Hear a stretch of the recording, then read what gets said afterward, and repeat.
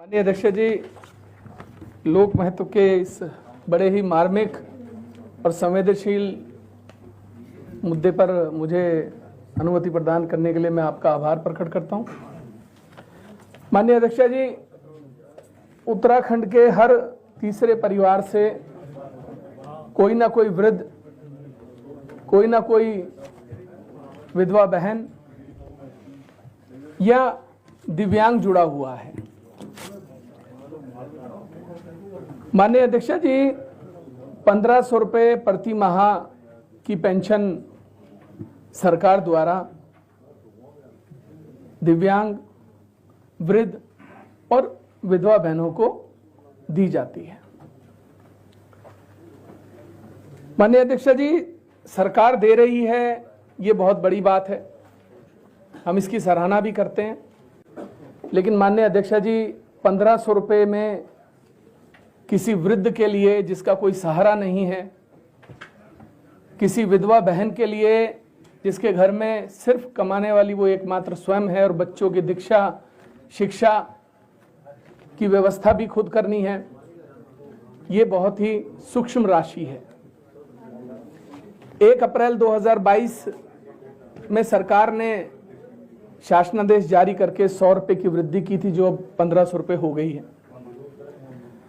माननीय अध्यक्ष जी, बहुत सारी विधवा बहनें, बुजुर्ग मेरे पास अक्सर आते हैं। उनकी पीड़ा सुनने के बाद ऐसा लगता है कि अगर भगवान ने कहीं दुख किसी को दिया है तो उन्हीं को सबसे ज्यादा दिया है। बहुत सी विधवा बहनें ऐसी आती हैं जिनके बच्चे बड़े मासूम 5 साल 7 साल के हैं। उनकी शिक्षा दीक्षा, उनका लालन पालन करना उनके लिए बड़ा कठिन काम होता है, क्योंकि उन बच्चों को घर पर छोड़कर जाना, मजदूरी करना और फिर आकर उनके लिए भोजन की व्यवस्था करना, सारे कार्य उस विधवा बहन को करने होते हैं। माननीय अध्यक्ष जी, जब से इस राज्य का गठन हुआ है, आज तक कई हजार करोड़ रुपए के विज्ञापन सरकारों ने अपने चेहरे को चमकाने और दमकाने में खर्च किए होंगे। मुझे लगता है सालाना 150-200 करोड़ रुपए का विज्ञापन सरकारें जारी करती हैं। मैं ये नहीं कहना चाहता कि किसको करती हैं किसको नहीं करती, ना मैं उसमें जाना चाहता हूं। लेकिन जब हम हजारों करोड़ रुपए पानी में बहा सकते हैं सिर्फ अपनी योजनाओं को, अपने चेहरे को लोगों तक पहुंचाने के लिए, तो हम इन बेसहारा मासूम चेहरों पर खुशी लाने के लिए इसमें 1000-1500 रुपए की वृद्धि क्यों नहीं कर सकते। माननीय अध्यक्ष जी, तो हम इन बेसहारा मासूम चेहरों पर खुशी लाने के लिए इसमें 1000-1500 रुपए की वृद्धि क्यों नहीं कर सकते। माननीय अध्यक्ष जी, दिल्ली में 60 साल से 69 साल की आयु के बीच में जो वृद्ध हैं, महिलाएं हैं, उनको 2000 रुपए और जो SC ST से हैं उन्हें 500 रुपए अतिरिक्त दिया जाता है। हम अगर वृद्धों की बात करें, जो बुजुर्ग हमारे उत्तराखंड में बहुत सारे ऐसे बुजुर्ग हैं, पहाड़ी क्षेत्र में, प्लेन में, जिनके घर में कोई कमाने वाला नहीं है, बुजुर्ग पति पत्नी जो बिल्कुल बेसहारा और असहाय हैं, जिनके पास एक वक्त का चूल्हा जलाने की भी व्यवस्था नहीं होती,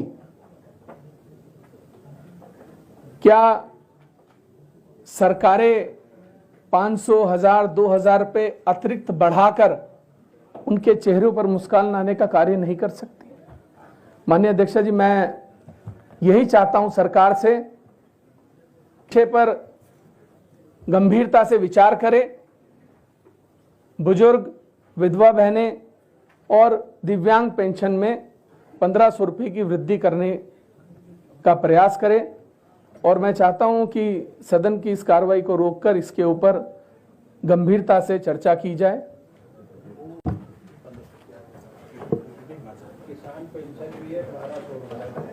माननीय अध्यक्ष जी, माननीय उमेश कुमार जी के द्वारा जो नियम 58 के तहत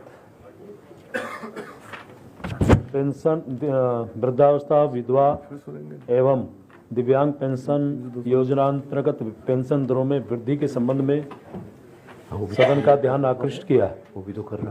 माननीय अध्यक्ष जी, मैं माननीय सदस्य जी को बताना चाह रहा हूं कि यदि वैसे सब लोग अवगत होंगे तो भी जो राज्य में समाज कल्याण विभाग द्वारा संचालित जन कल्याणकारी योजनाओं यथा वृद्धावस्था विधवा दिव्यांग पेंशन का जो पिछला मैं थोड़ा सा जानकारी आपको दे रहा हूं।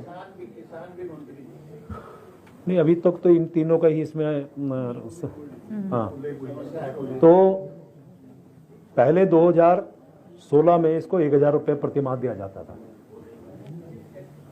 1000 रुपये प्रति माह 2016 में, और 2017 में जब भारतीय जनता पार्टी की सरकार आई तो इसे बढ़ा के हम फरवरी 2020 को 1200 रुपये प्रति माह किया। मान्य अध्यक्ष जी, उसके बाद फिर इसमें वृद्धि की गई और 23 मार्च 2022 में 200 रुपये बढ़ाए 1400 रुपये प्रति माह किए गए, और अभी 21 अप्रैल 2022 को ही 100 रुपये वृद्धि करके 1500 रुपये प्रति माह किया गया है। इसमें हमें जो है 1500 रुपये जिस प्रकार से हम लोग देते हैं, जो 80 वर्ष से कम आयु की पेंशनर्स हेतु है, उसमें केंद्र का भी अंश मिलता है, प्रदेश का भी उसमें अंश रहता है। हालांकि जो आपने बात कही, अंश मिलता है, प्रदेश का भी उसमें अंश रहता है। हालांकि जो आपने बात कही, मैंने भी वित्त मंत्री के नाते जब में बढ़ जाए ताकि हम यहाँ से भी उस पर विचार कर सकें, लेकिन चूंकि वहाँ से कोई संकेत नहीं मिला, मैं ये कह सकता हूँ कि आज हम चाहे उत्तर प्रदेश हो चाहे हिमाचल हो, लगभग वहाँ भी 1500 रुपये प्रति माह का ही हम लोग जो रेट यहाँ दे रहे हैं वहीं वहाँ भी वही रेट दे रहे हैं। और जिस प्रकार से मैंने भी बताया, वर्षवार मैंने जो भी ये सारी चीज़ें आपको बताई हैं, तो लगभग सभी जगह एक रेट है। तो उत्तर प्रदेश जैसा बड़ा राज्य और पड़ोसी हमारा हिमाचल राज्य में भी ये रेट है, तो इसलिए हम 1500 रुपये दे रहे हैं। इसमें अभी वृद्धि का कोई विचाराधीन हम लोग अभी हमारे उसमें विचार नहीं है। माननीय अध्यक्ष जी, मंत्री जी ने बताया कि कब कब उन्होंने कितने कितने वृद्धि की है, और उन्होंने कहा कि केंद्र का अंश अगर बढ़ जाए। माननीय अध्यक्ष जी, मैंने अभी एक बात कही, इस राज्य के बनने के बाद से जब 20 करोड़ रुपए का आउटडोर इलेक्ट्रॉनिक और प्रिंट का खर्चा महीने का होता था, वो धीरे धीरे बढ़ते बढ़ते बढ़ते 60 भी पहुंचा सालाना, वो 100 भी पहुंचा, वो आज 200 भी है, और वो आने वाले समय में 300 करोड़ भी पहुंचेगा।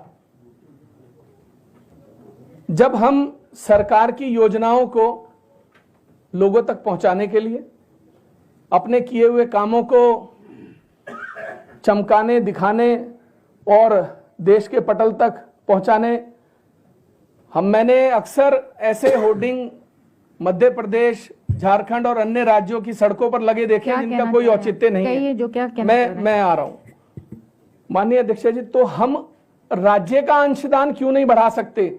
माननीय अध्यक्ष जी, सदन में मेरी बात अगर किसी को बुरी लगेगी तो मैं क्षमा चाहूंगा।